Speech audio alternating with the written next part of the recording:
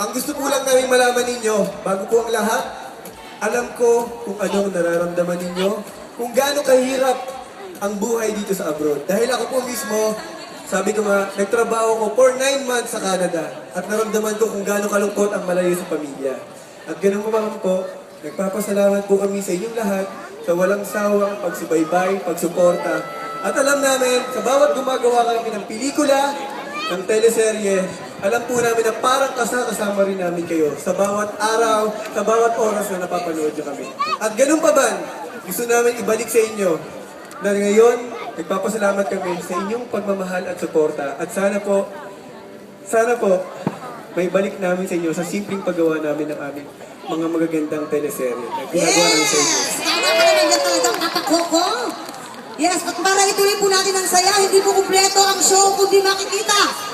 Talaga ng ating mga TLC subscribers na magkasama kayong dalawa. Ang aking mahal. Oo, buti pa, tawagin na natin. Okay, si Miss Julia Montes.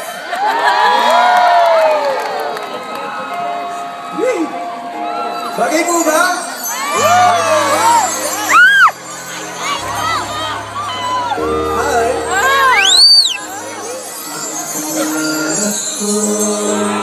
Nagmula sa'yo, sa iyong ganda, puso'y di makalimot.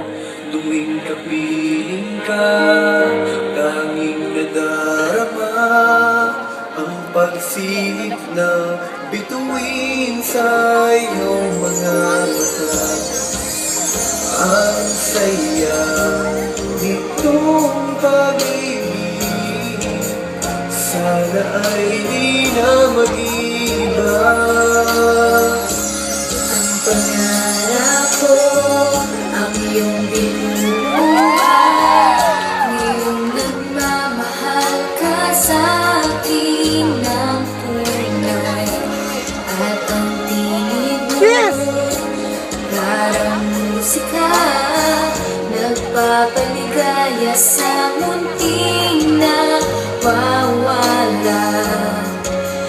Ang sarap nitong pag-ibig, lalo pa nung sinabi mo,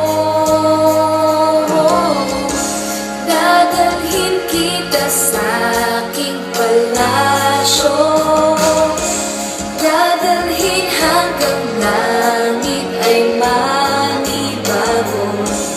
Ang lahat ng ito'y pinangako mo,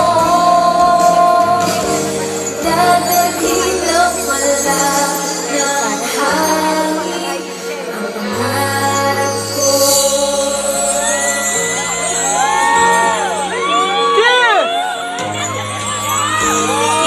Mawalay ka sa aking pagsinta, bawat saglit gabing malamig ang himig ko. Hanap ang yakap mo, haplos ng iyong puso, parang walang ligtas kundi ang luha. Ang hapitin nitong pag-ibig, umasa pa sa sinabi mo, dadalhin kita sa aking palasyo, dadalhin hanggang langit ay manibago. Ang lahat ng ito'y pinangako mo, dadalhin ng pala ng hangin ang pangarap ko. Umiiyak ang puso ko.